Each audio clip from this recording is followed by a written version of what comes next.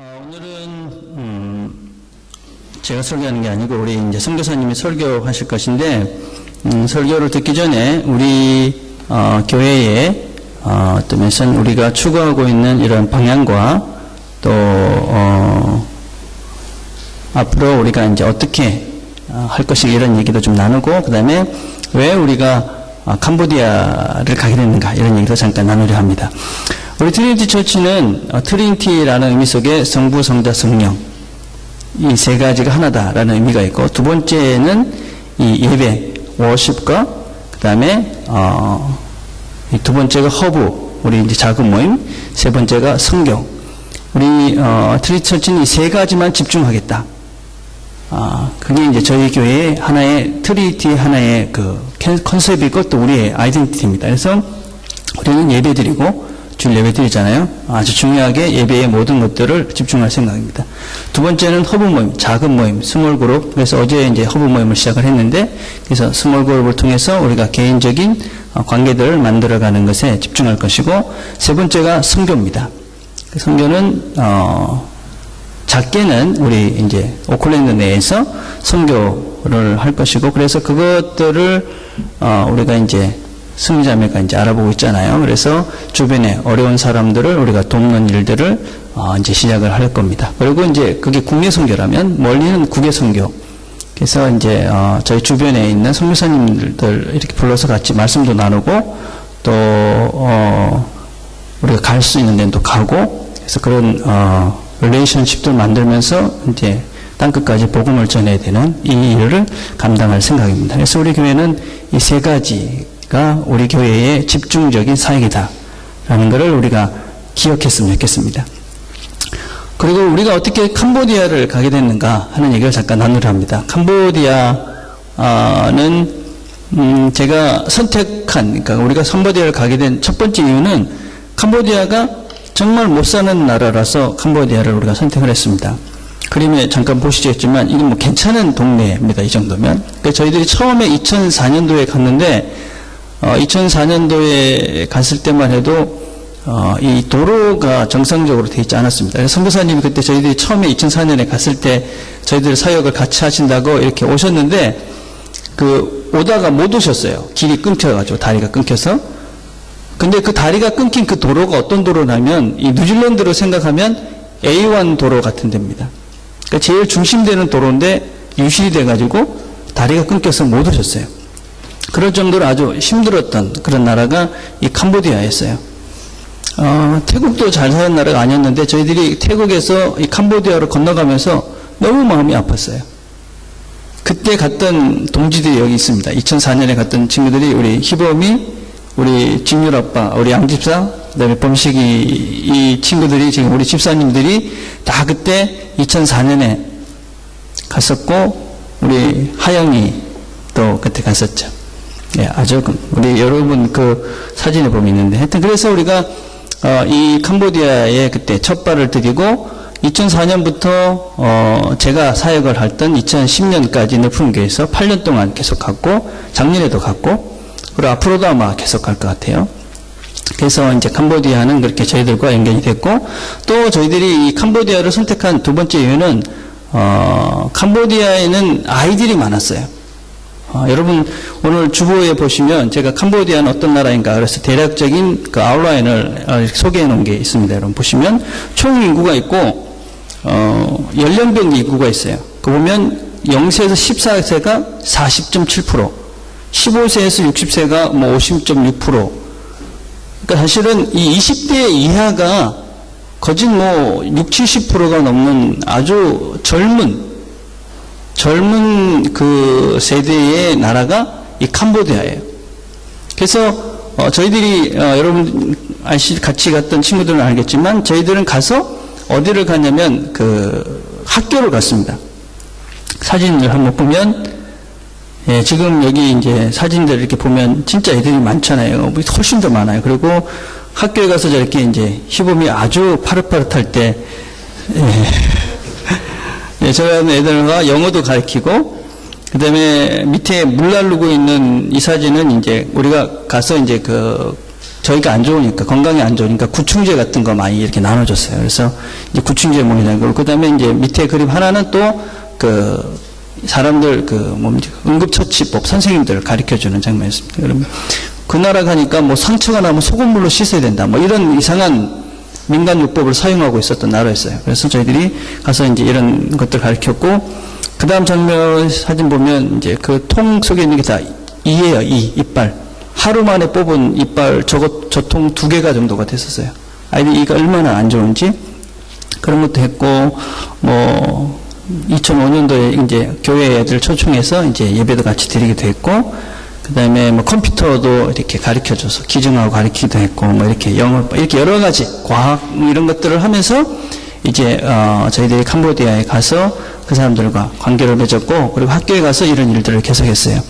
그래서 앞으로도 캄보디아는 우리가 이제 좀 가야 될 나라 중에 하나가 아닐까 그런 생각을 하고 있어요. 특별히 사실은 선교사님, 오늘 오신 선교사님은 저희들이 2004년도에 캄보디아에 갔을 때 같이 조인을 하시고, 그리고 그때 이제 캄보디아 땅에 대한 비전을 이렇게 품으시고, 그리고 캄보디아에 헌신하시고, 그래서 지금은 캄보디아에서 사시고 계시는, 그래서 우리가 좀 부담감도 있고 기도도 해야 되는 그런 입장에 있는 것 같습니다. 그리고 선교사님은 지금 분당 중앙교회라는 곳에서 이제 정식 선교사로 파송을 받으셔서 바탄봉이라는 곳에서 이제 의과대학을, 그렇죠? 의과대학을 세우시고, 이제 그 병원을 세우시고, 이런 일들을 이제 앞으로 추진해 갈 계획을 잡고 계십니다. 그래서 오늘 이제 말씀을 전해 주실 것인데, 여러분 보시면, 예. 이때만 해도 세 자매가 다 싱글이었었습니다. 예. 예. 근데, 이제 세 자녀들 다 치우셨습니다. 이제 다 치우셨고, 예, 이제는 아주 이제 좀 자유로운 몸으로서 좋은 배우자들을 다 만나서 행복한 가정을 이루고 있고, 선교사님은 이제 사역에 집중할 수 있는 그런 적에 대해서 저희들도 참 감사하고, 또 오늘 말씀을 나누게 돼서 너무나 기쁩니다. 우리가 같이 말씀을 나누면서 은혜도 되시고, 또 도전도 받고, 또 새로운 선교에 대한 마인드들이 함께 생겼으면 좋겠습니다. 우리 선교사님 웰컴하는 박수 한번 칩시다. 우선 선교는 하나님께서는 저희들에게 선교 명령을 하셨죠. 선교는 우리가 왜 해야 된다고 생각하십니까? 하나님의 최대 관심사는 무엇일까요? 하나님의 최대, 예수님께서 십자가에 못 박혀 죽으셨는데 당신의 아들을 그렇게 죽게까지 하신 것은 십자가상에서 우리들의 죄를 구속하시기 위해서 돌아가셨다 라고 맞는 말이죠. 그러나 우리들의 죄를 단순히 구속하기 위해서 그렇게 엄청난 일이 일어났다고는 너무 좀 억울할 것 같아요. 도대체 무엇을 위해서 하나님께서는 그 같은 과정을 이루셨을까요? 하나님께서는 오직 관심은 깨어진 하나님 나라의 회복에 있다고 봅니다.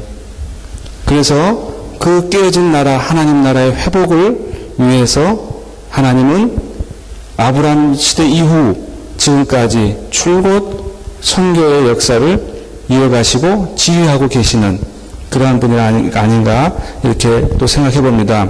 그래서 창세기 12장 1절로 3절 잘 아시죠? 아브라함을 이제 복의 근원으로 부르는 장면이시죠? 그래서 아브라함에게 축복을 하고, 그리고 아브라함을 통해서 모든 족속에게, 모든 민족에게 복의 통로로 사용하시고자 아브라함을 부르는 장면입니다. 이게 최초의 이제 선교 명령이라고 할 수 있을 것입니다.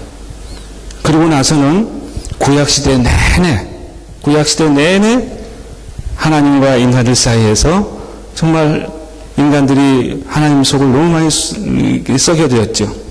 하나님께서는 모든 민족에게, 이방 민족에게 하나님의 영광을 알려주기를 끝까지 바라시고 그렇게 하셨는데, 구약시대의 이스라엘 백성들은 선민사상에 사로잡혀서 이루질 못했어요. 그래서 예수님을 이 땅에 보내주시고, 그리고 예수님이 이제 돌아가시면서 승천하시면서 지상명령을 저에게 주셨죠. 마태복음 28장 지상명령을 주셨습니다. 그리고 또 사도행전에서도 마찬가지 1장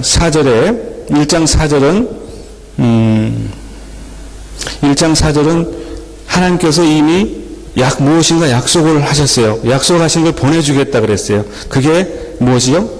보내주신다 그런 거가 약속의 선물이 성령님이시죠. 그죠? 그래서 그 약속하신 걸 기다리라고 한 말이 1장 4절입니다.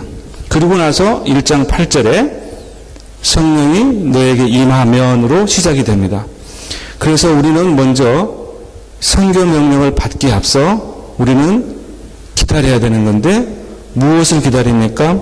성령을 기다려야 되는 거예요. 성령이 내 안에 임하면 권능을 받고 그 권능의 힘으로 나아가서 땅끝까지 이르러 내 증인이 되리라 라고 말씀을 하셨죠.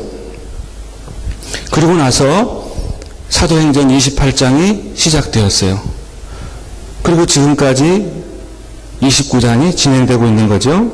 그런데 요한계시록의 7장의 9절로 10절 모습에 보면 그 모든 민족에게 복음이 전해지고 완성된 모습을 요한계시록에 요한의 환상을 통해서 보여주셨어요. 그래서 이미 하나님께서 인도하시고 선교를 지휘하시고 그리고 우리에게 이제 위임하셔서 명령하시고 그리고 나서 그것이 결국은 완성되어지는 모습을 요한계시록에서 보여주셨단 말이에요. 그리고 나서는 마태복음 24장 14절에 보면 모든 족속의 복음이 다 전해지고 나서야 그제서야 이 세상이 끝이 날 것이다 라고 말씀을 하셨습니다. 그러니까 결국은 예수님께서는 지금 승천하셔서 우리에게 선교명령을 하시고 그것이 이루어질 것은 당연한 거예요. 우리를 통해서. 그렇지만 그것이 완성될 때까지 지금까지도 위에서 기다리고 계시는 거예요. 이제나 저제나 이제 이 세상의 끝을 내기 위해서. 근데 그 끝의 조건이 뭡니까? 모든 족속에게 복음이 다 전해진 다음이에요. 그러니까 우리는 그 예수님의 지상명령을 받은 자로서 우리의 사명을 잘 감당을 해야 될 것입니다. 사도행전을 이렇게 전부를 보면 이 선교의 필수 요소라고 이렇게 한번 이름을 붙여봤는데 이게 뭐 맞는 말인지는 모르겠습니다만은 28장 전체를 쭉 이렇게 묵상을 하면서 보면 크게 세 가지 정도를 한번 생각해 볼 수 있습니다. 사도행전 2장에 보면 성령 강림 사건이 일어나죠. 그래서 성령 강림이 일어나요. 그러고 났더니 그 당시만 해도 제자들이 전부 어디 지방 사람들이죠? 제자들. 예수님의 제자들. 어디 지방 사람들이죠? 성령 강림 사건은 어디에서 일어났습니까? 이것도 캄보디아에서 하듯이 캔디 가지고 이렇게 지금 이 장면은 성령 강림 장면은 지금 이제 예루살렘이에요. 예루살렘. 그런데 예수님의 제자들은 하나같이 전부 갈릴리 사람들이에요. 전부 갈릴리 사람들이에요. 그러니까 뭐 뉴질랜드는 어떤지 모르겠는데 한국식으로 보면 지금 서울에서 성령 강림이 일어났는데 전부 전라도 사람들이 그 다락방에 모여서 지금 있는 거예요. 근데 다락방에 모이기 전에 하여튼 거기가 지금 로마 군인들이 막 붙잡으러 다니고 막 이런 때이기 때문에 무서워서 나갈 수가 없었어요. 네, 무서워서. 근데 나가서 말 한마디 툭 잘못하면 전라도 사투리 한번 툭 튀어나오면 너 예수 추종자지 그러고 바로 잡아간단 말이에요. 그런 분위기였기 때문에. 그런데 그런 성령 강림 사건이 일어나온 뒤에 어떤 일이 일어났습니까? 거기 있는 모든 제자들이 미쳤잖아요. 아침부터 술 취한 사람들처럼 그래 막 방언을 했단 말이에요. 그래서 그 모습을 보고 많은 사람들이 웅성웅성거리고 그랬어요. 그래서 그때 베드로가 복음을 전했죠. 그러고 나서는 3,000명의 회개가 일어났다 그랬어요. 성령의 역사가 일어난 뒤에 제자들이 변화가 일어났어요. 이제 담대하게 됐습니다. 이제 무섭지 않아요. 나가서 복음을 전했고 순식간에 3,000명, 그러고 나서 또 얼마 있다가 곧바로 5,000명이라는 어마어마한 숫자, 그 남자만 계수한 거니까 가족을 다 따지면은 최소한 24,000명 정도. 그 당시 역사가들은요, 예루살렘에 약 3만 명 정도의 사람들이 살고 있었을 것이다 라고 추정을 한대요. 생각해 보세요. 3만 명 중에, 여러분 그냥 성경 보면 3,000명, 5,000명 그러니까 별거 아닌 것 같죠? 3만 명 중에 24,000명, 5,000명이 지금 1년 내에 회개를 했어요. 여러분 어마어마한 변화인 겁니다. 이거는. 그래서 성령의 역사가 있고 나면 그렇게 부흥의 역사가 일어나는 거죠.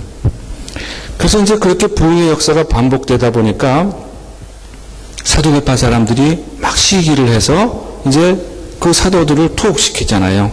그래서 곧바로 나타나는 현상은 핍박과 고난이 뒤따르게 되는 겁니다.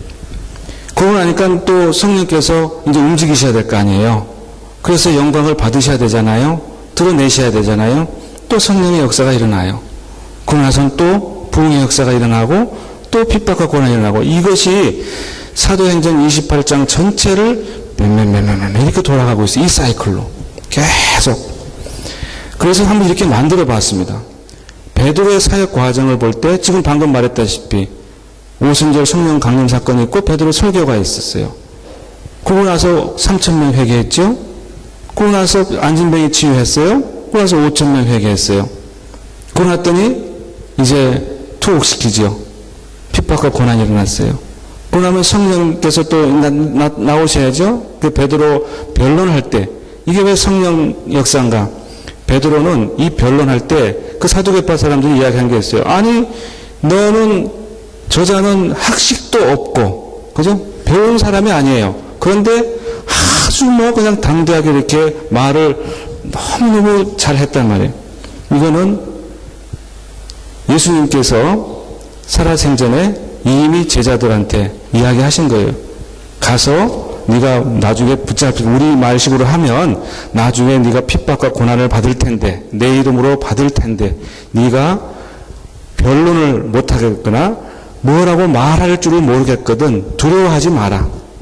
이미 말씀하셨어요. 이미.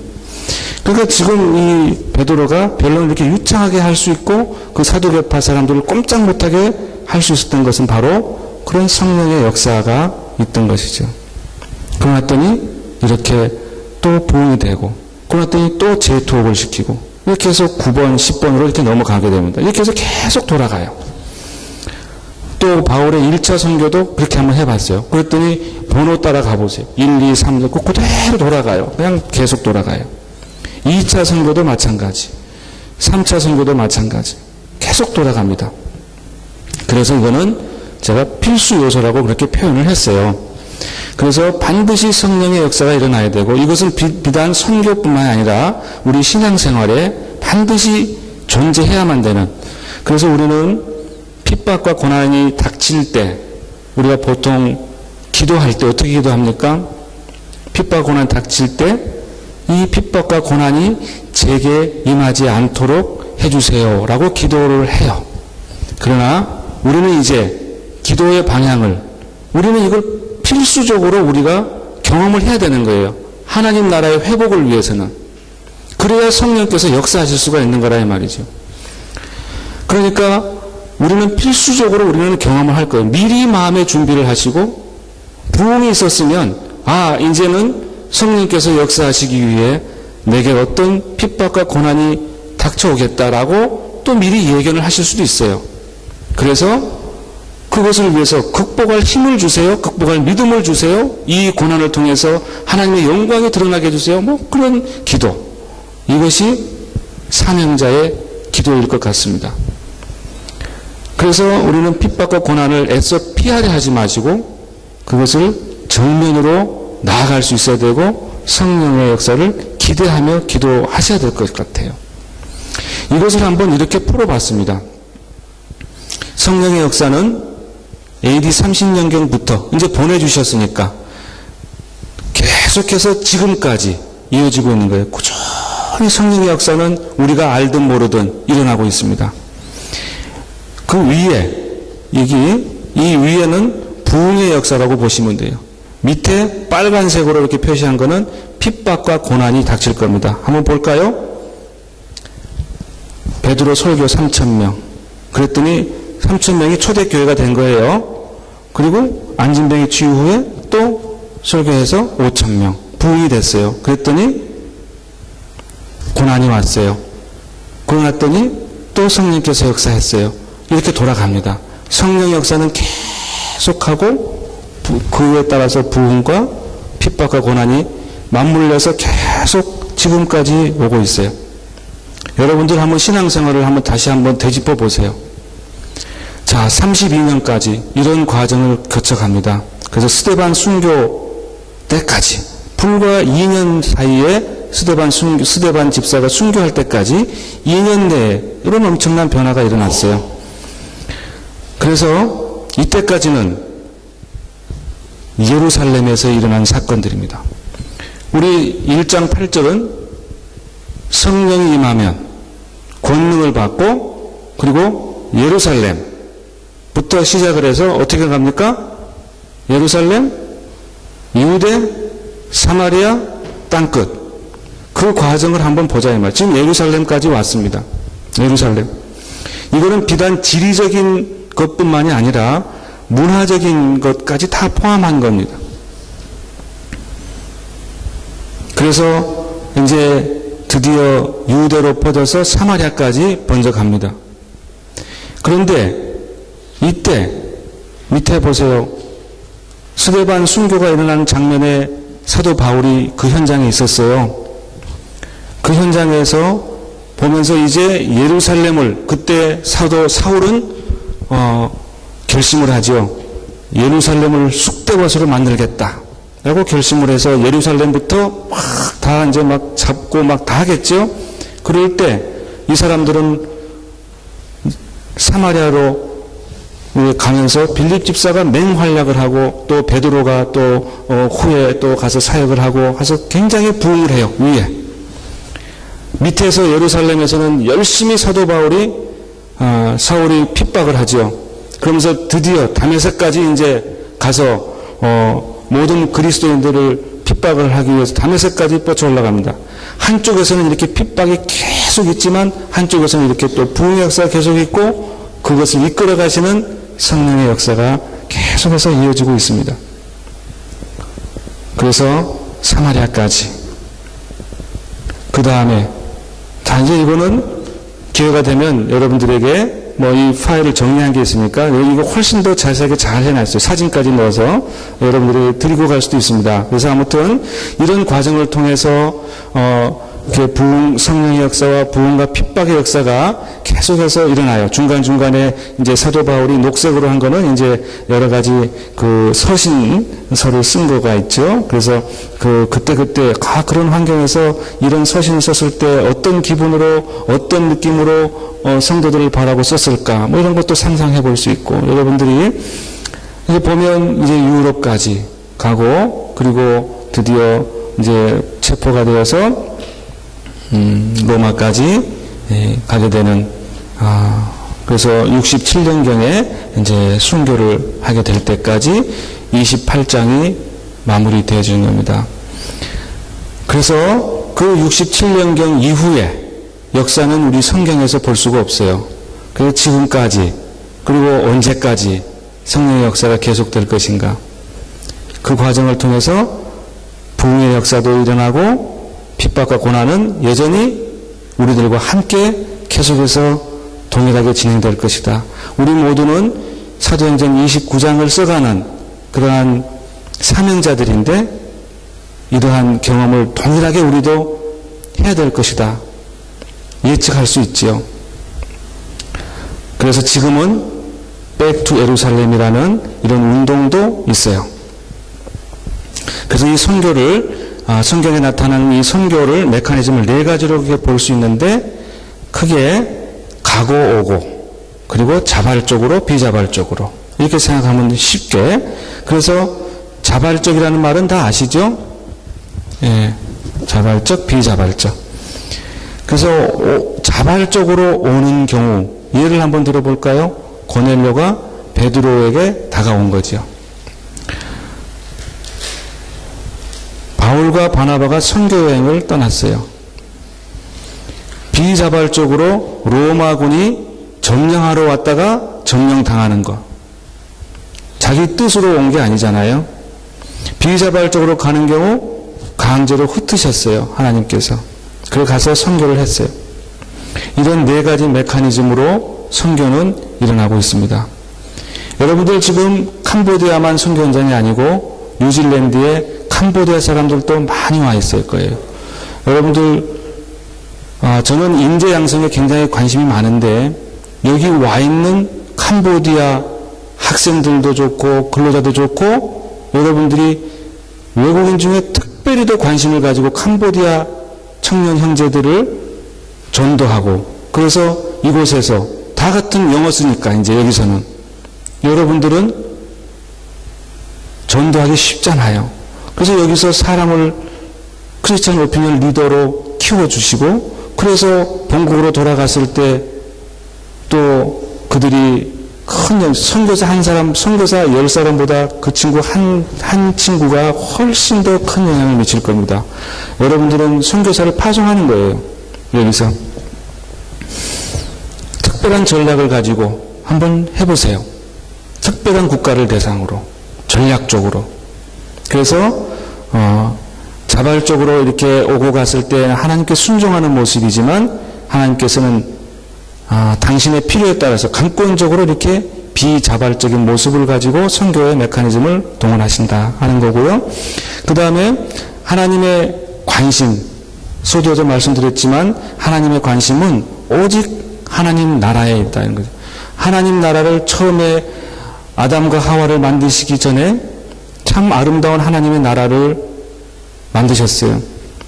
아담과 하와가 죄짓기 전까지는 정말로 요한계시록에 나와 있는 그런 모습과 같이 죽음도 없고 슬픔도 없고 정말 아름다운 이사야서에서 나온 것 같이 어린아이가 사자 입에 손을 넣어도 사자 입에 물리지 않는 그러한 세상, 정말 아름다운 그런 천국이었었는데 죄가 들어오면서 깨어지기 시작했잖아요.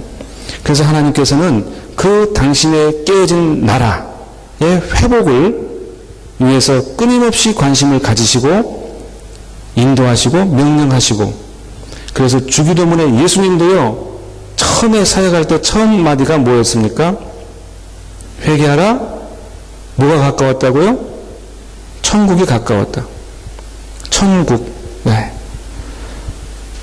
그러고 나서 제자들에게 그 모습을 삶으로 보여주시고 천국에서 천국 시민이 살아가는 자세도 가르쳐 주시고 천국의 모습도 가르쳐 주시고 천국에 대해서 계속해서 하신 거예요.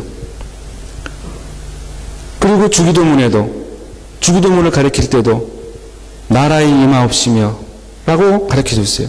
나라의 임하옵시며. 이때 여러분 그 NIV 나라의 임하옵시며 이때 뭐 어떻게 표현합니까? 킹덤이라고 표현하잖아요. 그죠?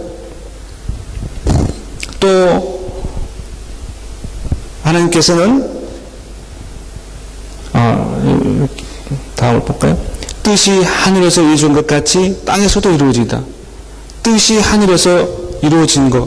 그게 뭐예요? 천국이잖아요. 천국. 그죠? 그것이 이 땅에서도 이루어진다. 이게 기도해달라는 거잖아요. 이렇게 기도하라는 거잖아요. 천국이에요.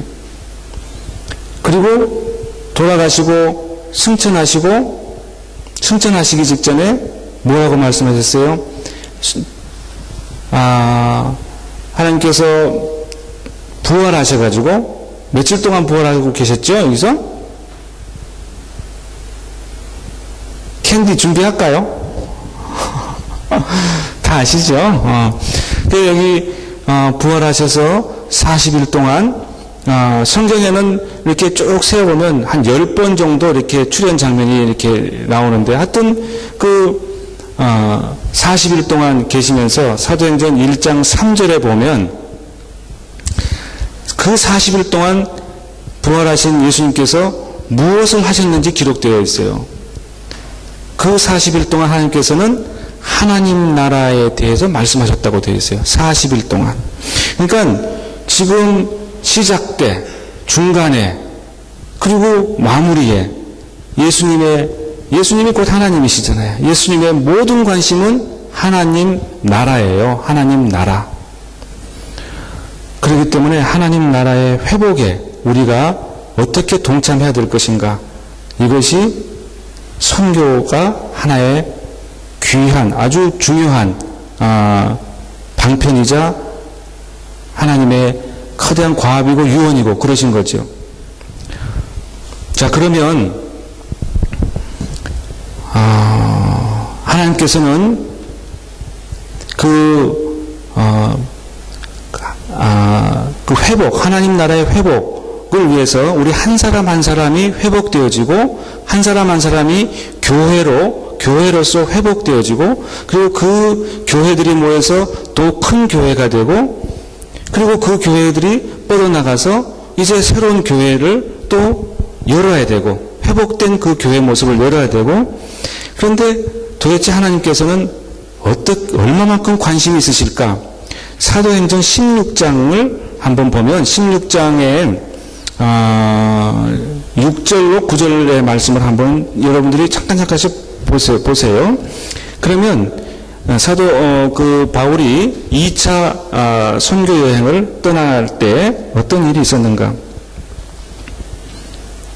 여러분들 오늘 이거는 설교라고 생각하지 마시고 저도 좀 더 이렇게 사진도 많이 내고 막 그래서 여러분들에게 좀 더 흥미도 있고 좀 더 감동이 되고 요 바로 전번에 어느 교회에서 말씀을 전할 기회가 있어서 전했는데 그때는 선교 보고로 이렇게 했어요. 예, 그래서 사진도 많이 있었고 그런데 정말 은혜로운 예배가 되었습니다. 아무도 졸지 않았어요. 지금 뭐 물론 졸는 사람 없는데 미리서 말씀드리는 거예요. 그렇게 준비를 했었는데 갑자기 이렇게 바뀌었어요. 갑자기. 여러분들에게는 뭔가 특별하신 것 같아요. 하나님께서. 그래서 조금 딱딱할 수 있는데 여러분이 도대체 하나님께서 오늘 내게 무엇을 남기시려고 그래서 그 말씀을 통해서 내 인생을 어떻게 바꾸시려고 지금 저렇게 보잘것없는 정선교사를 세웠을까라고 관심을 가지시고 그 하나를 위해서 여러분 집중하십시오. 네, 하나를 위해서.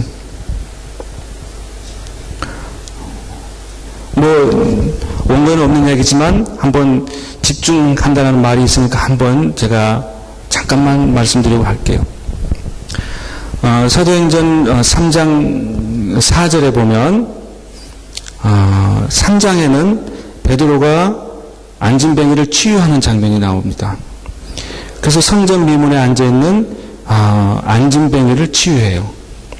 그런데 14장에 보면 사도 바울이 안진뱅이를 또 치유하는 장면이 나와요. 루스드라에서.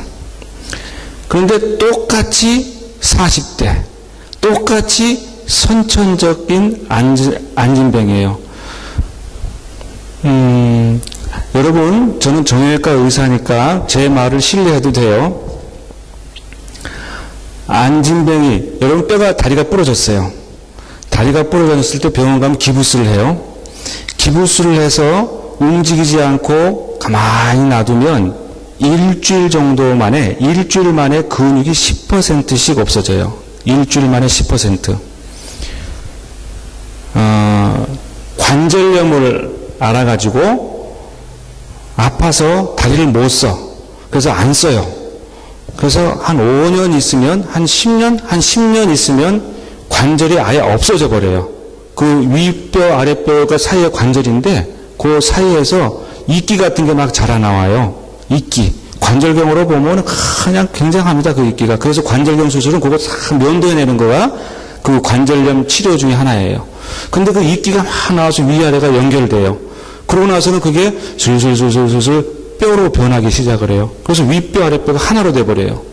관절이 없어져요. 그런데 지금 40년, 안진뱅이 40년, 태어나면서부터.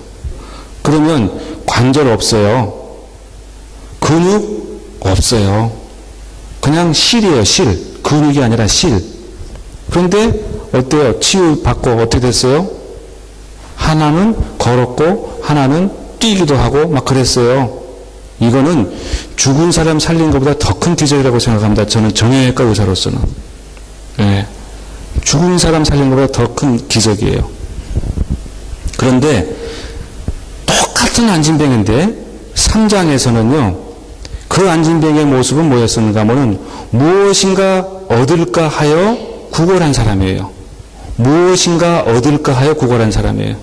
그런데 뒤에 안진뱅이는 뭐냐면 사도 바울이 그 눈을 봤을 때 구원받을 만한 믿음이 있었어요.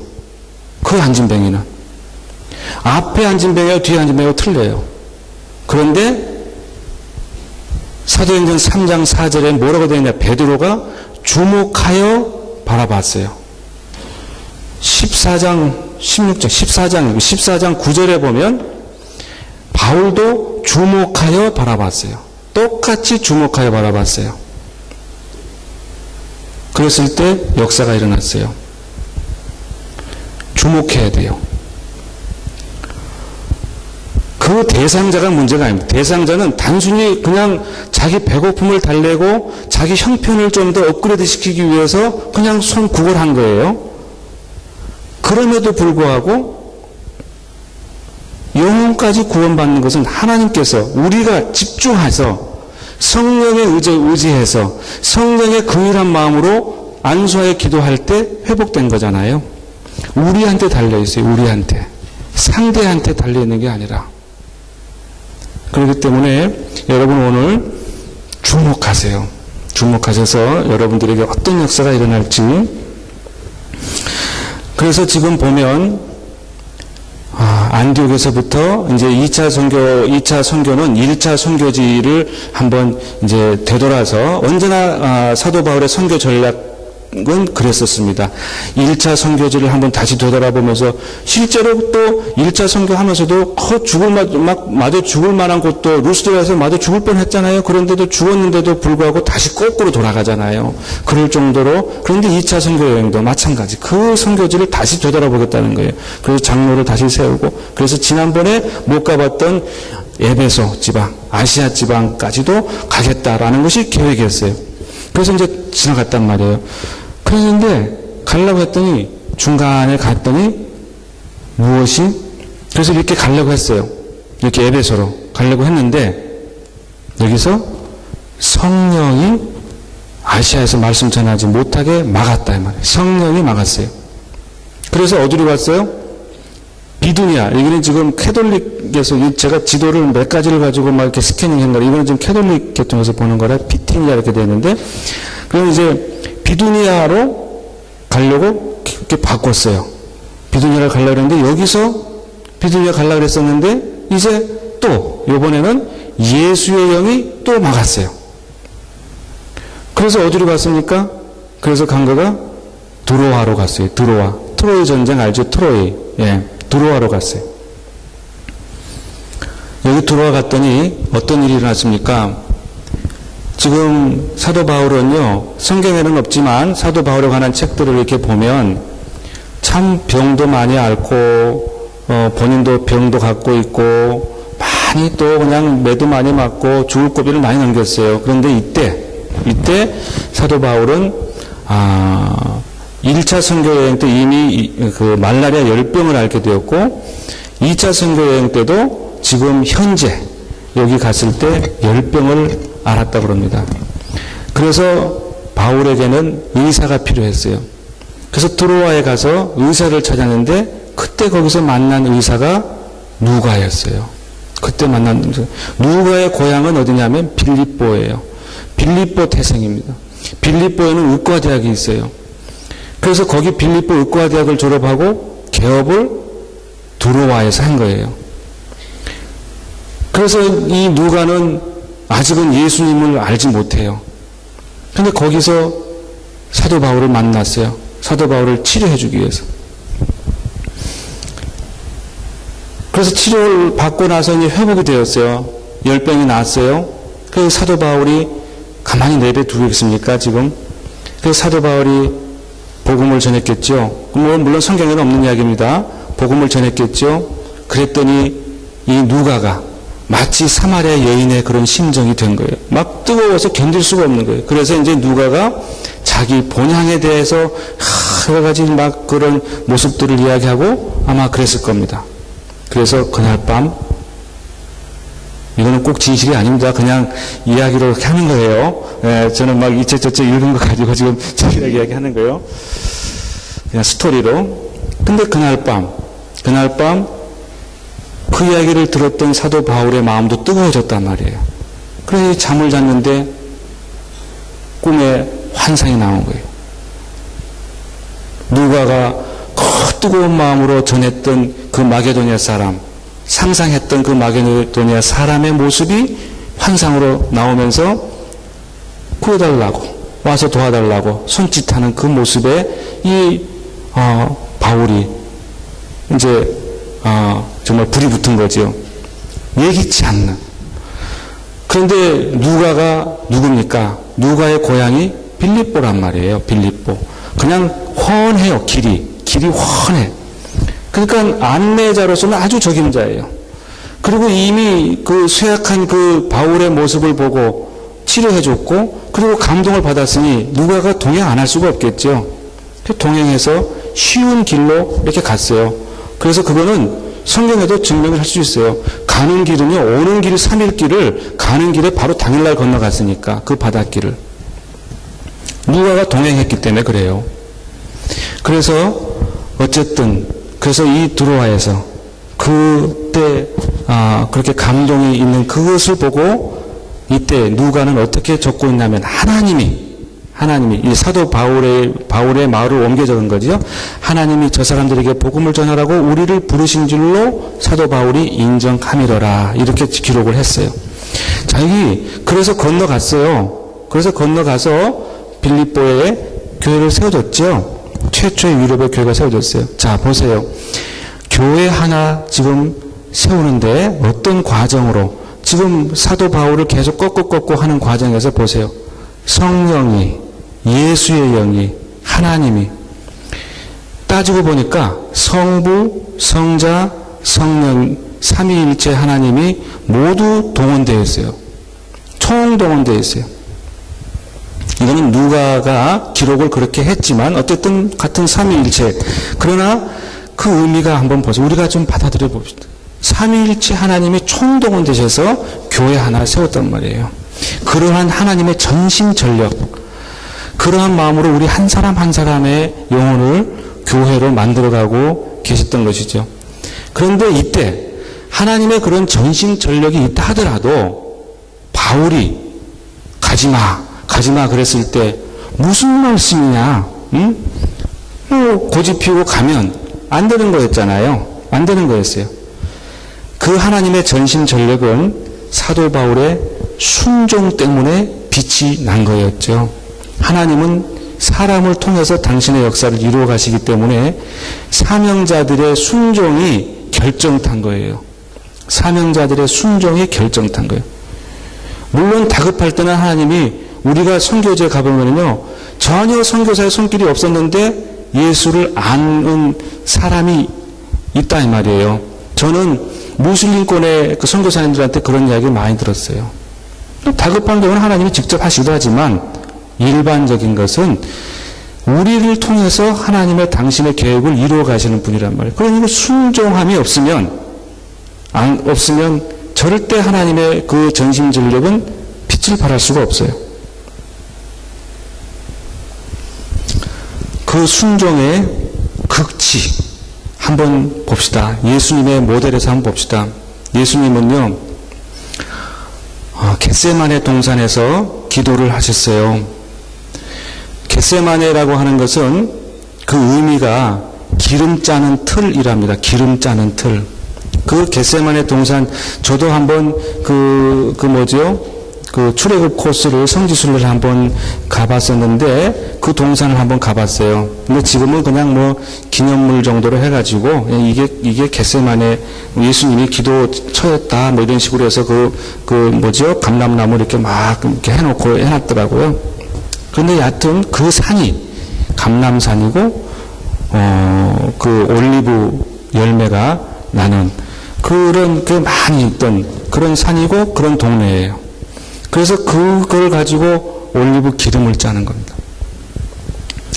그 기름을 짜는데 기름을 전통적으로 그 3번을 짠대요. 3번. 그래서 제일 첫 번째 탁 짠 거는 이거는 아주 귀하게 여겨서 대제사장에게 기름 부을 때, 성전에 불을 피울 때, 요럴 때 쓴대요.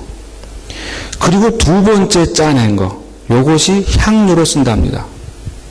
그리고 이제 마지막에 그냥 꽉꽉 눌러서 찌꺼기 눌러서 꽉꽉 해서 짠 거, 이거 가지고 비누 같은 것을 만들어. 그래서 이렇게 3번을 이렇게 짠대요. 그런데 그곳에서 지금 예수님께서는 밤새 기도를 하시면서 그 눈물에 피눈물이 나오는, 그 피눈물은 정말 피눈물이라는 것은 과학적으로도 그거는 증명할 수 있어요. 그래서 아주 그거는 실제로 증명되어 있어요. 사람이 고도의 스트레스를 받으면 엑슈데이트라고 그러죠. 엑슈데이트 알죠? 그죠? 엑슈데이트. 그 핏줄에서 핏물이 짜져서 나오는 거를 엑슈데이트라 그래요. 그 엑슈데이트가 나오는 거예요. 이게 핏물이에요. 정말로 고도의 스트레스를 받아서 예수님의 눈물에 피눈물이 나올 정도로 그렇게 기도를 하셨어요. 겟세마네 동산에서. 3번에 걸쳐서. 쥐어짜고 해서 그 3번에 걸쳐서 무엇 때문에요? 예수님이 마지막에 순종의 순간에 괴로움이 있었거든요. 인간의 모습을 보인 거예요. 예수님의 그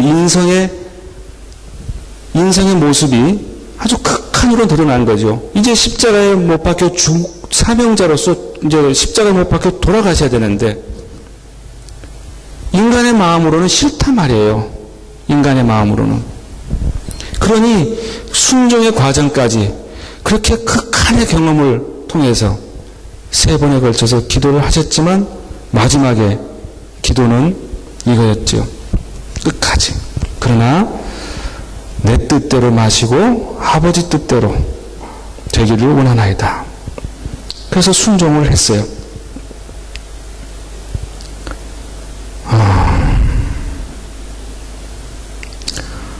여러분 잠깐 이게 소리가 들리면 더 좋을 텐데요. 한번 보세요. 네, 그냥 보겠습니다.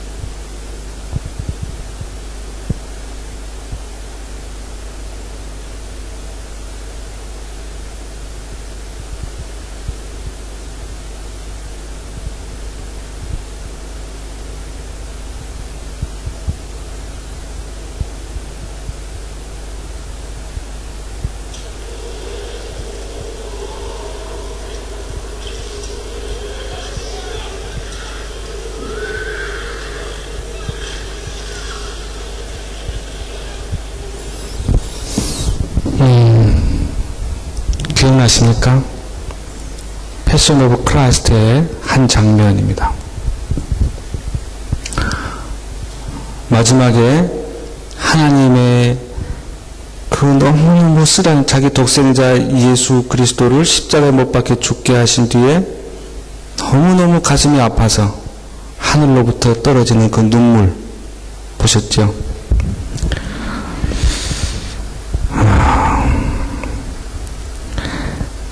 예수님께서 마지막 가시는 그 길에 아버지 내 영혼을 아버지의 손에 부탁하나이다.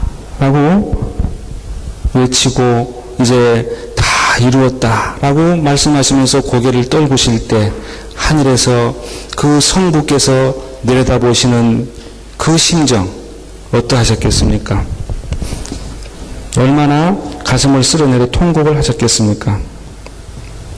그런데 우리는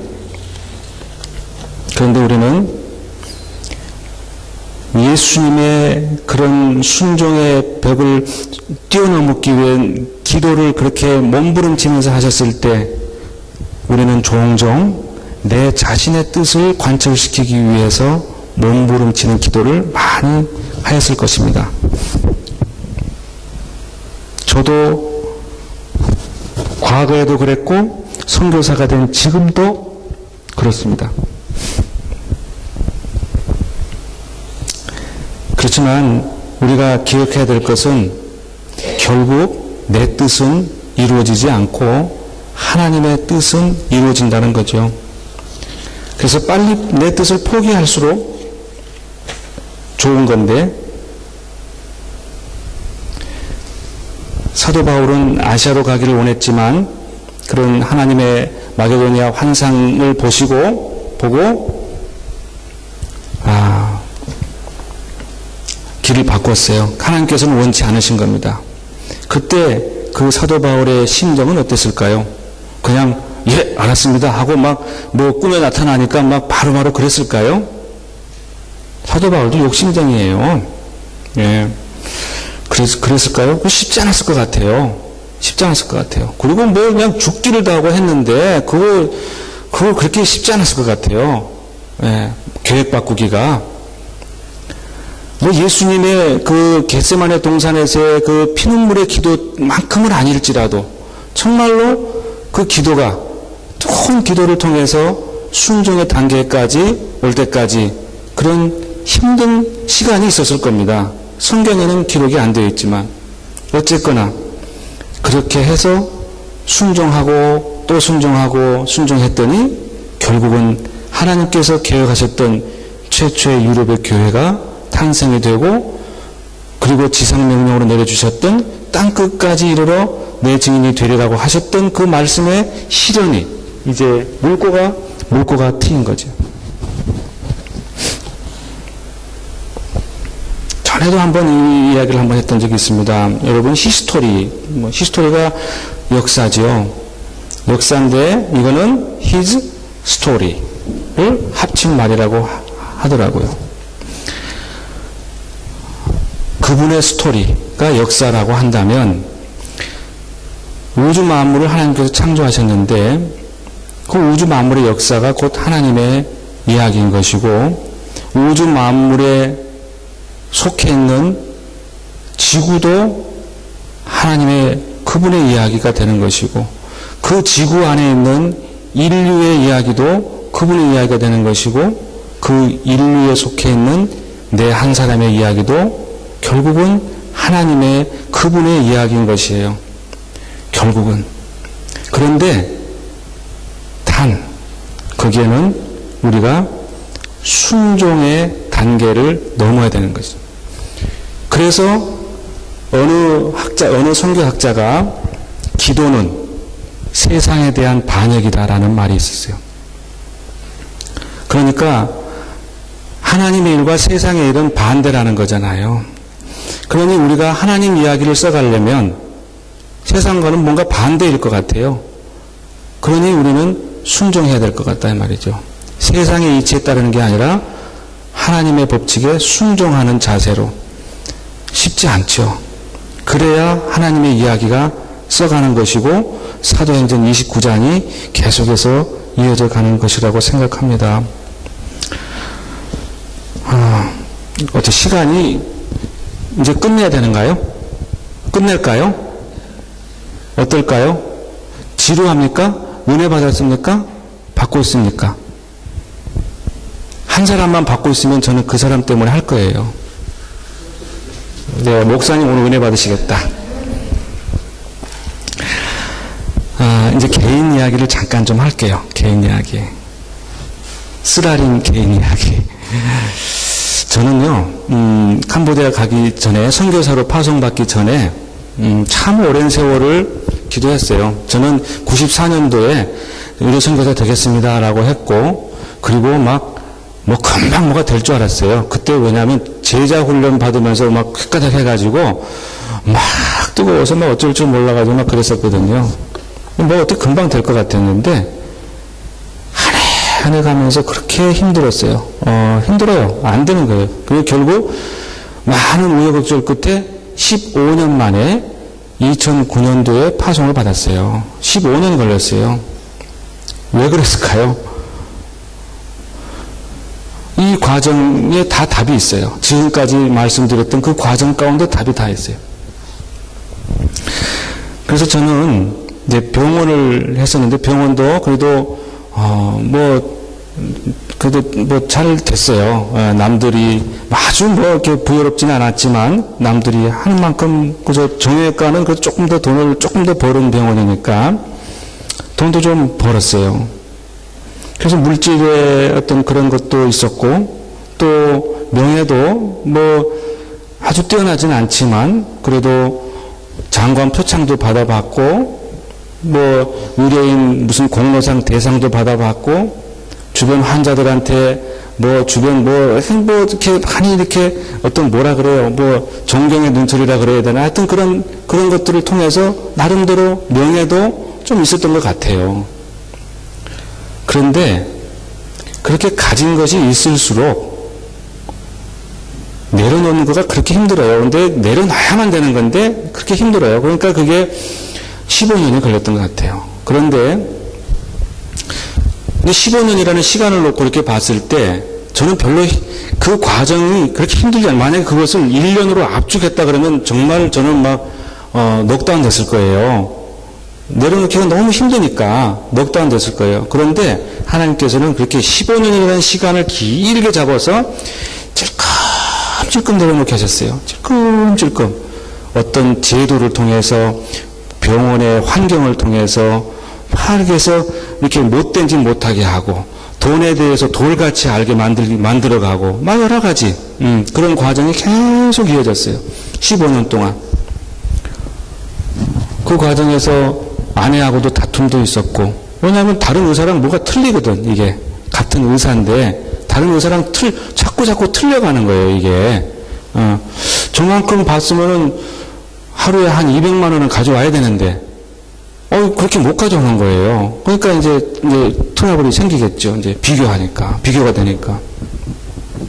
그래서 15년이 걸렸어요. 15년이.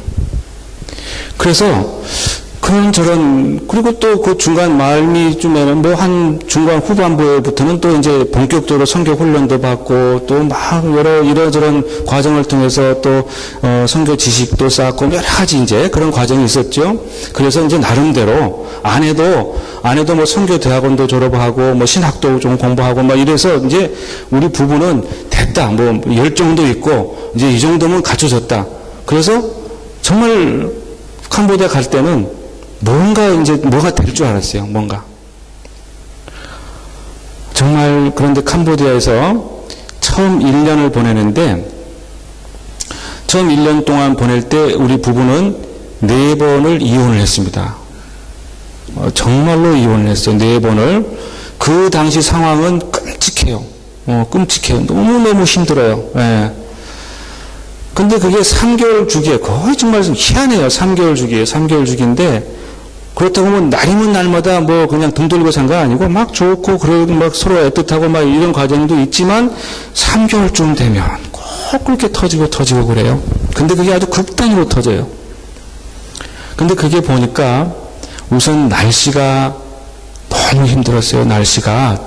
우리가 단기 선교 갔을 때, 여러분은 2주 가잖아요. 저는 이제 주로 1주 이렇게 했었는데, 단기 선교 가서 일주일 좀 뜨겁게 좀 떼약 볕에서 좀 지내보고 하는 거는 오면 좀 시원하니까 또 그냥 될 줄 알았어요. 그랬더니 막상 사니까, 우리 뭐 목사님도 뭐 이렇게 못지않게 또 고생하셨지만, 살아보니까 아닌 거예요. 살아보니까.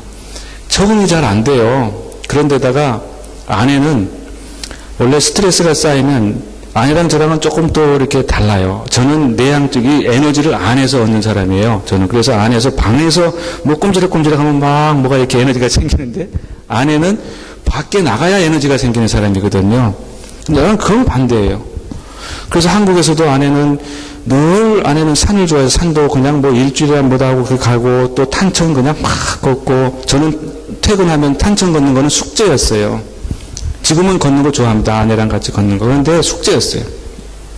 그런데 캄보디아 가니까 그런 게 안 되는 거예요. 날씨가 너무 더우니까 낮에 나갈 수가 없고 또 언어를 배우는 기간이라 말도 못하니까 친구도 못 사귀죠. 또 무슨 거기에 영화관이 딱 한 개 있어요. 그 푸놈펜에 수도에. 근데 한번 가봤어요. 안에는 못 들어갔어요. 무서워서. 뭐 거미줄 나올 것 같아. 지금은 그래도 이제 조금 나아졌어요. 지금은. 그러지요. 무슨 콘서트가 있나. 하여튼 문화적으로 뭐 이렇게 스트레스를 풀든지, 무슨 산에 가서 스트레스를 풀든지, 전혀 뭐 꼼짝도 할 수 없는 그냥 열린 감옥에서 살았어요. 그러니까 아내는 안 되는 거예요, 그게. 저는 그래도 안에 있어도 조금 뭔가 이렇게 풀어질 만한 그런 에너지를 얻을 수 있는 부분이 있어서 괜찮았는데, 아내는 정말 안 되는 거예요, 이게. 그러니까 이제 그게 전부 이쪽으로 온단 말이에요, 그게. 그러니까 이제 아내는 아내대로 막 폭발을 지경에 와 있고, 저도 이제 계속 아무리 잘 소화를 한다 하더라도, 안 되는 시점이 3개월 정도 되는 것 같아요. 그래서 그랬는데, 나중에 선교사님들 이야기 들어보니까, 이제 위로를 해주는데, 그리고 그 선교사님들 때문에 회복되고 했어요. 그 통로 역할을 해주셨는데, 대개 초임 선교사님들은 3개월에 한 번씩 주기로 이렇게 찾아옵니다라고 이야기를 해주더라고요. 그래서 이건 저만 경험한 게 아니고 대부분의 선교사님들은 이런 초짜 선교사나 여기서 이렇게 말하지, 이제 좀 된 선교사들은요 이런 말 하지도 않아요. 그러면 하냐고, 저는 하나님을 어떻게 만나고 뭐 이런 얘기를 하지. 그냥 아무튼 그런 위로를 받았어요. 그래서 지금은 이제 안 그럴 것 같아요. 그래 아무튼 그 과정을 겪었어요. 그래서 1년 동안 그 과정을 겪으면서 우리가 저는 개인적으로 하나님께 귀한 메시지를 하나 받았습니다. 자, 물질과 명예에 대해서는 비교적 저는 정말로 자유한 것 같아요. 물질과 명예로부터는 비교적 자유한 것 같아요. 그런데 무엇 때문에 도대체 자유하지 못해서 그렇게 됐을까? 거기서 첫 해 때, 두 번째 해 때, 해마다 주시는 토탈리, 1년 통틀어서 주시는 메시지들이 이제 저는 또 이제 기억해서 계속 기록하고 있는데, 첫 해 때 주는 메시지는 광야의 메시지였어요.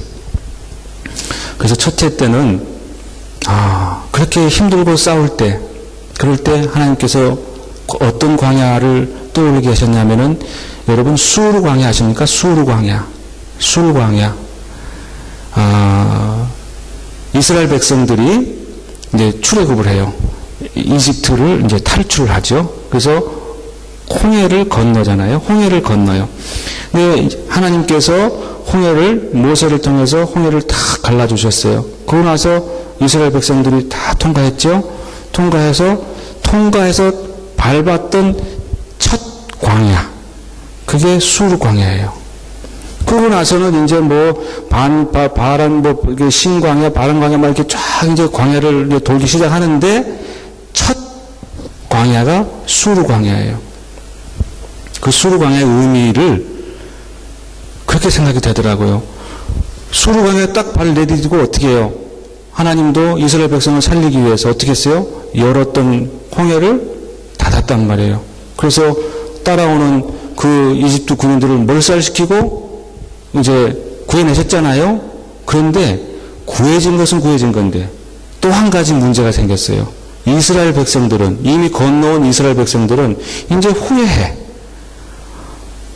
돌아가고 싶어. 그런데 닫힌 홍해를 하나님이 다시는 안 열어주셔요. 근데 못 가는 거예요. 못 가. 후회도 소용이 없어요. 여러분, 사명자들은 이미 홍해를 건넌 사람들입니다. 여러분 모두는 돌아가고 싶어도 돌아갈 수가 없어요. 돌아가면 여러분들은 죽어요. 홍해에 빠져 죽어요. 못 돌아가요. 그게 사명자예요. 그런데 또 하나의 의미가 그 수르 광야는 그 여러 광야들의 첫 시작이라 그랬잖아요. 그 여러 광야들은 뭐예요? 40년 동안이나 뺑뺑뺑 돌면서 왜 돌았어요? 자격이 없어서. 젖과 꿀이 흐르는 그 가나안 땅에 들어갈 자격이 없어서 도는 거예요. 40년 동안. 그래서 누가 자격을 얻었어요? 그 옛사람은 다 없어지고 새 사람들이 자격을 얻어서 갔어요. 2세대가 들어갔어요. 1세대 다 죽고. 그래서 저는 옛사람이 아직 남아있는 그 옛사람이 아직도 버려야 되는 그 옛티, 그래서 젖과 꿀이 흐르는 그 땅으로 들어갈 자격을 얻기 위해서 버려야 되는 그 사막길의 첫 스타트였다라는 그 깨달음이 있었어요. 그러고 나서 3번을 그렇게 하고 마지막에 4번째 이혼 이야기 나왔어요. 근데 이혼을 어떨 때는 이혼이라고 직접 말하는 것도 있었고 어떨 때는 이혼과 비등한 다른 말. 예? 너무 이혼 그러지 마시고. 그래서 마지막 번째는 제가 어떻게 하다 그렇게 하는지 모르겠어요. 마지막 번째는 제가 그냥 팡 하고 닫아버리고 나갔어요. 무작정 차 몰고 무작정 나갔어요. 그래서 막 가다 보니까 그 길이 베트남 가는 길이었어요. 베트남. 푸놈펜에서 베트남으로 가는 길. 가다가 한참 가다가 갑자기 딱 눈에 띄는 광야가 하나 보였어요. 지금 보면 아무것도 아닌 건데 광야도 아니에요. 그런데 그 당시에는 그게 광야로 보였어요. 그래서 거기를 급히 턴해가지고 가서 양쪽에는 건물도 있고 하니까 이제 저기 앞에만 바라보게 차를 탁 이렇게 꺾어서 앞에 지평선 보이는 그곳을 향해서 차를 딱 돌려놨어요. 그리고 거기서 한참 앉아서 그리고 보고 있는데 갑자기 기도가 막 나오는 거예요. 이제 그 광야의 모습 속에서. 그러던 중에 또 다른 하나의 광야를 발견했어요. 그게 바로 빌립 집사가 걸었던 광야였어요. 근데 그 광야는 어떤 광야냐? 빌립 집사는 아까 도표에서도 나왔지만 한참 사마리아 가서 스데반 집사가 죽고 나서 순교하고 나서 다 흩어져 가지고 있을 때 이 빌립 집사는 사마리아 지방으로 막 갔단 말이에요. 그래서 사마리아 지방에서 많은 이적을 베풀고 막 해가지고 이제 정말 막 부흥이 일어났어요. 한참 부흥을 하고 있는데 주의 사자가 어느 날 갑자기 나타나서 이제 너는 가사로 가는 어느 길목에 어느 광야로 가라. 그렇게 이야기했어요. 정확한 지점도 알려주지 않았어요. 그냥 가서 어느 지점으로 가는 길 도중에 있는 그 광야로 가라. 이것도 마찬가지.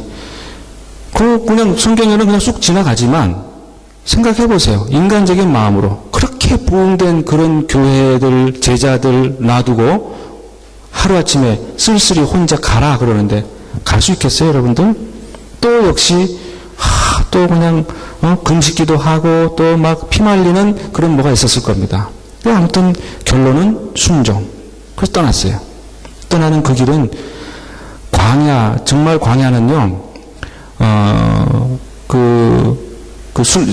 성지순례 가보니까 그 광야는 이스라엘 백성들이 마라 쓴물 나올 때까지 3일 길을 걸어갔다는데 그 걸어간 때 그걸 보고 우리는 이스라엘 백성들 정말 이거 예수님이 아주 하나님 은혜 주면 좋아했다가 금방 또 틀어져 가지고 또 그냥 변덕도 심하고 그렇게 말하잖아요, 우리.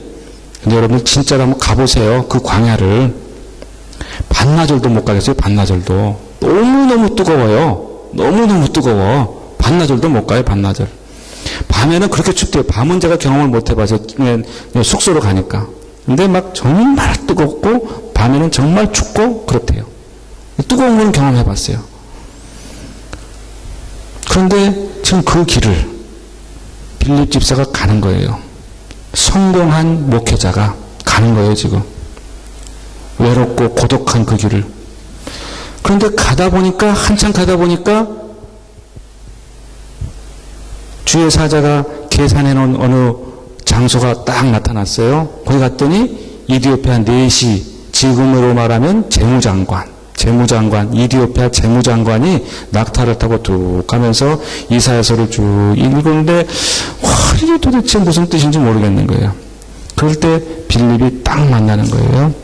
그래서 빌립에게 물어보고, 그렇게 해가지고 빌립이 이제 그 대목이 메시아에 관한 질문, 그거 했었는데, 그걸 메시아가 바로 여기가 말하는 게 메시아인데, 이 메시아가 바로 예수 그리스도 해가지고 복음을 전한 거예요. 그랬더니 이 이디오피아 내시가 그냥 확 또 사마리아 여인이 됐어요.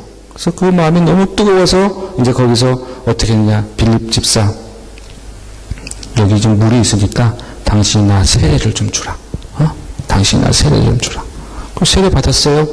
그러고 나서 성경에는 짧게 나오는 게 기뻐 갔어요. 기뻐 갔어. 그 이디오피아 내시는. 그냥 그거밖에 없어요. 그러고 나서는 이 내시에 대한 내용이 하나도 없어요. 그런데 그걸 한번 생각을 해보면은 기뻤다. 세례를 받았어. 기뻤어요. 이거는 그냥 그 기쁨 정도가 사마리아 여인 또 역시 견딜 수 없어. 그래서 기뻐 간 거예요. 그냥 그리고 이 사람이 재무장관인데 가면 가만히 있겠어요? 이제 이디오피아 선교사가 되는 거예요. 가면. 자, 하나님께서는 바로 그것을 위해서, 그 중매 사건을 위해서 가라 그런 거예요. 그런데 여러분, 지금 여기는 광야, 사막이란 말이에요. 사막에서 그 이디오피아 내시를 만난 그 지점, 거기 뭐가 있었어요? 뭐가 있었죠? 그 사막에 뭐가 있었어요? 물. 쉬운 거 물어보는 거예요. 저 쉬운 거. 어려운 거 아니에요. 사막 가운데 지금 물이 있어요. 물. 여러분 거기를 뭐라고 불러요? 뭐라고 불러요? 오아시스. 다 알면서 말을 안 하는구나. 오아시스. 오아시스가요. 오아시스. 사막의 오아시스. 하나님께서는요, 사막을 가라고 그런 게 아니고 오아시스를 가라고 했던 거예요. 하나님께서는 성경 말씀에는 어느 광야로 가라 그랬지만 안의 속마음은 오아시스로 가라였어요. 오아시스로 가라. 예. 그래 그거였어요. 사명자는 반드시 고난의 길을 겪어야 된다고 말씀드렸잖아요. 반드시 고난의 길을 걸어요. 반드시 광야의 길을 걸어야 돼요. 반드시. 그런데 그 광야 가운데는 또 반드시 오아시스가 있어요. 하나님은 사명자에게 그 오아시스를 반드시 줘요. 그런 메시지를 받았습니다. 그래서 굉장히 그 연말에 이제 희망이 솟았어요. 희망이. 그래서 이제 그 내려놓음의 과정 가운데 물질과 명예 이런 것들은 정말 자유로웠던 것 같은데, 그러면 그 과정 가운데 도대체 그 광야의 길을 걷게 했던 그 하나님께서는 도대체 무엇을 깨닫게 하려고 그랬을까? 무엇 때문에 그렇게 힘들어했을까? 한번 다시 또 되짚어 봤어요. 그랬더니 정말 중요한 게 남아있더라고요. 그게 바로 뭐냐면 우리 마음속에 누구나 갖고 있는 아무것도 아닌 생각이었어요. 신념이었어요. 신념. 그래서 신념과 신앙, 그거는 정말 종이 한 장 차이. 이것이 신념이냐 신앙이냐 종이 한 장 차이였던 것 같아요. 결국 그 신념의 충돌로 우리는 이혼도 생각하고, 그 신념 때문에 내가 하나님을 외면하기도 하고, 아내가 하나님을 외면하기도 하고, 하나님의 방법을, 예? 그 신념 때문에. 그러니까 그게 충돌이 오는 거죠.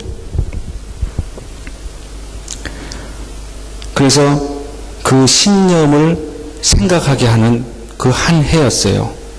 이제는 이것을 놓기 위한 트레이닝이 또 앞으로 10년이 될지 15년이 될지 또 몰라요.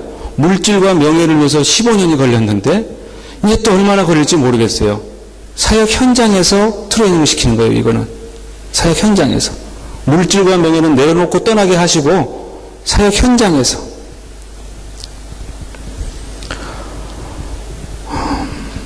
여러분 사도행전에 로마로 압송해 나갈 때 한 장면을 놓고 한번 의미를 한번 또 교훈을 한번 삼아 보겠습니다. 원래는 우리 같은 풍랑을 맞았어요. 뭐 앞에 설명하지 말고 여러분들은 이제 성경 공부하시고요. 이제 바울이 죄인도 아니면서 죄인된 모습으로 예수님과 같이 이제 포로들과 함께 배에 실려서 지금 로마로 가고 있어요. 그래서 지금 가다가 이게 안 나와. 여기가 지금 풍랑이 이제 일기 시작한 자리인데, 그래서 이제 풍랑을 맞았습니다.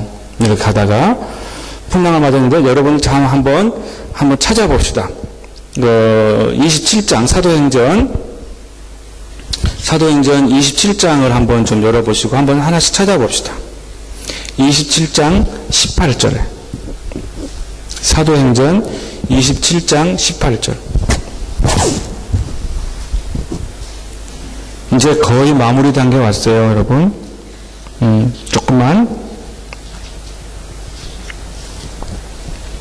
자, 18절에 이 풍랑에서 살기 위해서 제일 처음에 어떤 일이 일어났느냐. 수화물을 27장 18절에 수화물을 던졌어요. 바다로 던졌어요. 이건 누가 했습니까? 수화물을 누가 바다로 던졌어요? 누가 던졌습니까? 한 사람만 좀 크게 얘기해 주시면. 네? 사공이. 네. 그 다음에 19절에 보니까 기구들을 또 집어 던졌어요. 기구들을. 이건 누가 집어 던졌습니까? 역시 사공들이 던졌어요. 지금 수화물은 우선 가판 위에서 가장 쉽게 눈에 띄는 거예요. 이 수화물. 눈에 띄는 거 우선, 야, 저거 다 버리자. 뭐 이렇게 한 거예요. 네? 수화물. 쉽게 내어 던지는 거. 그 다음에 기구를 던졌어요. 이거는 항해를 위해서 필요하긴 해요. 필요하긴 한데, 그렇지만 지금 다른 것보다도 우선 버려야 될 거예요. 우선. 다른 건 못 버리겠고, 아직은. 그래서 버리는 거예요. 이것도 사공이 했어요. 그 다음에 거룻줄. 거룻줄은 뭐냐면요. 구명보트를 묶어놓은 줄. 예. 그걸 이제 내려서 이렇게 사람 태워가지고 내려서 이제 해야 될 거 아니에요? 근데, 막 풍랑이니까, 지금 선원들이 이 포로들이 도망갈 줄 모른다고 이제 막 이렇게 이야기하니까, 그거를 끊어버린 거예요. 예. 못 도망가게. 이 포로들이니까. 포로들이 도망가면 이 로마 군인들은 큰일 나는 거거든요. 그러니까 이제 못 도망가게 끊어버린 거예요. 거룻줄을 끊었어요. 이거는 뭐예요? 비상탈출구예요. 이제 비상탈출구를 없애버린 거예요. 비상탈출구를. 그 다음에 곡물을 버렸습니다. 38절에 보니까 곡물을. 이제 곡물. 이거는요, 사공이 버린 게 아니라 다 같이 버린 거예요. 그래서 이거는 이제 운송하는 물건 중에 이제는 마지막으로 내 생명을 지켜주는 마지막으로 중요하다고 생각하는 거예요, 이게. 그래서 마지막까지 갖고 있다가 이제 이거를 다 같이 버리자. 그래가 협의를 해가지고 버린 거예요. 사공이 버린 거예요. 협의를 해서 버렸어요. 그 다음에 닷을 끊었어요. 자, 이것은 정말 그야말로 최후의 수단 중의 수단이죠. 최후까지 나를 지탱했던 내 안에 견고한 지인이라고 저는 생각을 했습니다. 자, 이것을 놓고 봤을 때 이 사람들이 지금 믿고 의지했던 배가 결국은 가서 파손했어요. 파손되어야 그 다음에 수영해서 가고 널빤지 타고 가고 해가지고 다 구원을 받았습니다. 만약에 그 전에 파손되기 전에 이리 떨어지고 덜이 떨어지고 해서 막 풍랑에 못 이겨서 그랬으면 그 사람들은 다 죽었어요. 다 죽었어요. 그 배는 파손되어야만 이 사람들은 살 수 있는 구조였어요. 자, 여기서 보면 최초의 세 가지는 사공이 했어요. 내가 의지적으로 한 게 아니에요. 사공이 했어요. 패시브한 자세였습니다. 그리고 비상탈출구는 이젠 그야말로 포기하게 만든 거예요. 이젠 정말 틀렸다, 이제. 틀렸다. 모든 것을 포기하는 거예요. 그리고 마지막에 포기하고 놓고 보니까 눈에 더 띄는 게 있는 거예요. 더 버릴 것이 보인 거예요. 포기하고 나서 보니까. 그래서 이거는 액티브하게 이제 버리기 시작을 했어요. 액티브하게.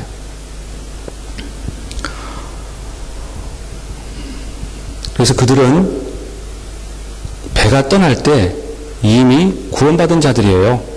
이런 풍랑의 과정은 겪었지만, 그리고 겪고 있는 그 당시는 마치 실패자고 이제 거기 물에 빠져 죽을 사람들처럼 보였지만, 하나님의 입장에서 봤을 때는 이미 떠나면서 구원받은 사람들이에요. 인천 상륙작전은 시작되면서 승리한 작전입니다. 이 최종의 빅토리 데이를 선포할 때까지 많은 투쟁이 있었지만 이미 D-Day 때 승리한 거예요. 이것도 마찬가지예요. 그래서 그렇지만 세상 배에 갇혔어요. 세상 배에 갇혀서 풍랑의 바다로 지금 우리는 그렇게 항해를 하고 있는 겁니다. 우리는 이미 구원받은 자들인데 세상 배를 타고 다니면서 지금 풍랑의 바다로 항해하고 있어요. 그 배는 항해를 멈춰야만 살 수 있는 겁니다. 부서져야만 살 수 있어요. 안 부서지면 우리 다 빠져 죽어요. 부서져야만 살 수 있어요. 그리고 그 배에서, 부서진 배에서 내려서 널빤지 타고 건너가는 겁니다. 그래서 우리에게는 풍랑이 필요했습니다. 그러니 우리 사명자들은 풍랑이 반드시 필요한 사람들이에요. 풍랑을 두려워하지 말자는. 그리고 이제 포기하고 나면 더 버려야 할 것들이 눈에 띈다고 그랬죠. 그리고 전에는 꼭 필요하다고 생각했던 것도 버릴 각오가 생겨요. 그렇지만 정말 힘들었던 거, 그것이 바로 신념의 견고한 진이었어요. 정말 힘들었던 거. 그래서 이제 또 저는 모르겠어요. 앞으로 얼마 동안 세월을 그 신념이라는 견고한 진이 파괴되어질 때까지 또 이런 풍랑의 훈련이 있을지 저도 잘 모르겠습니다. 그러나 저는 정면으로 나아가며 하나님께 기도할 거예요. 그리고 그것을 통해서, 그 풍랑을 통해서 하나님의 영광이 드러나고 또 많은 사람들이 오히려 그것을 통해서 예수님을 발견할 수 있는 그러한 사역자의 모습이 되기를 원합니다. 하나님의 요구는 내 것을 버리면 내 것을 주겠다. 마태복음에 나오는 거예요.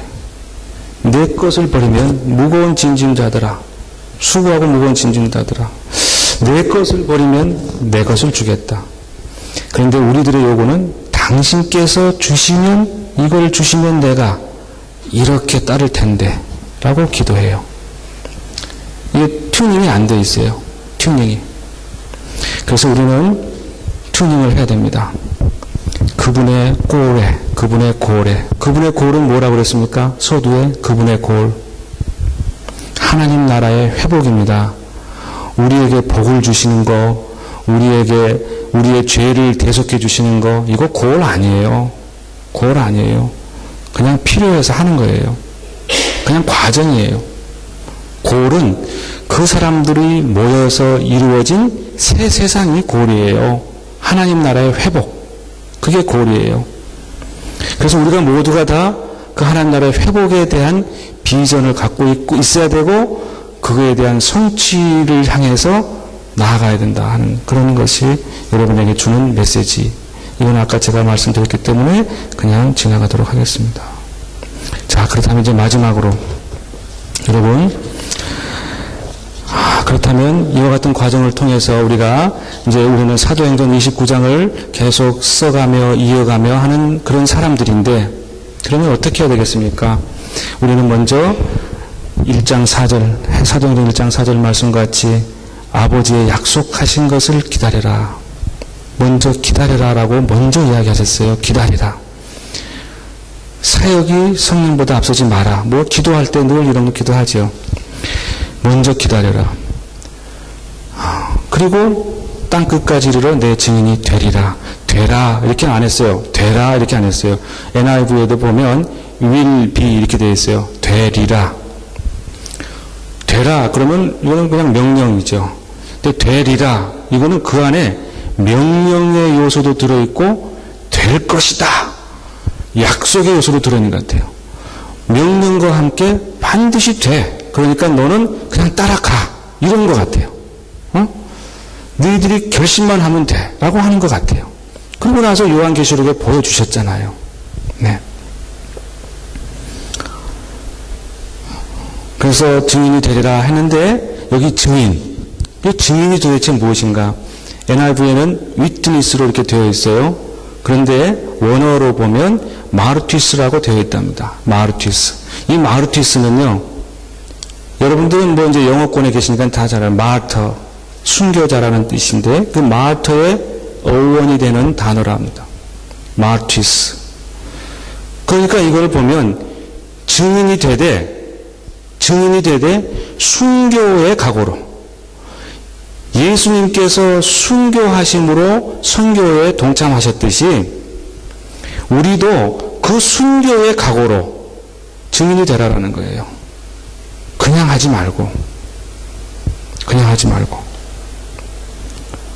그래서 정말 여러분들이 기도 많이 하고, 그래서 우리는, 여러분들은 안 그런 것 같아요. 정말 제가 좀 이해는 해요. 그리고 분위기를 느낄 수 있어요. 그 젊은 청년들이고. 근데 많은 성도님들, 특히 이민사회에서는 기도가 사명자의 기도라기보다는 내 안위, 내 평안, 그리고 나아가서 가족, 뭐 이런 거.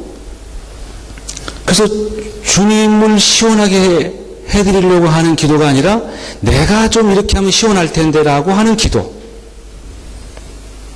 그러니 순종에 가고 순종 이런 단어하고는 거리가 멀지요. 그 성도님들 앞에서는 이런 말씀을 드릴 수는 없어요. 여러분이니까 제가 감히 이런 말씀을 드려요. 정말 사명자의 기도에서 순종, 그게 잘 어울리는 것 같아요.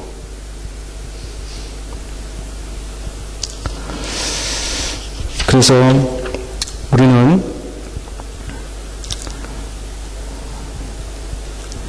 정말 내 뜻을 버리고 아버지 뜻을 따르기 위해서 피땀 흘리셨던 그 예수님처럼 우리도 내 뜻을 내리기 위해서 힘써 기도해야 될 것 같습니다. 이제 마지막으로 지금 이 시간에도 하나님께서는 우리들을 향해서 계속 말씀하세요. 사랑하는 내 아들 딸들아, 내가 너희들을 땅끝 마을로 보내려 한다마는 지금 너희들이 지고 있는 그 짐이 너무 무거워 보인다. 그 무거운 짐들을 메고 가는 모습들을 보니 내 마음이 많이 아프다. 그 짐들은 이제 내게 맡기고 가벼운 내 십자가 짐을 대신 메고 가지 않으련. 지금 하나님께서는 무거운 짐을 메고 힘들어하는 당신 자녀들을 바라보시며 이토록 많이 아파하고 계십니다. 그리고 지금도 그 무거운 짐을 내려놓기만을 간절한 마음으로 그렇게 기다리고 계십니다. 그러니 이제 우리는 우리에게 맡겨주신 그 숭고하고 장엄한 성경 명령에 귀 기울이고, 그리고 매 순간마다 하나님의 그 선하신 의도대로 순종의 선택을 택함으로써 오히려 하나님의 마음을 시원케 해드리며 날마다의 삶을 하나님의 계획대로 살아갈 수 있도록 우리 마음을 그렇게 집중해야 되겠습니다. 우리 주님을 만나는 그날까지 주께서 우리에게 맡겨주신 그 영광의 복음과 사명을 따라서 우리들의 고결한 삶을 불태우며 사도행전 29장의 페이지를 이어가는 저와 여러분이 다 될 수 있기를 주님의 이름으로 축복하며 기도합니다.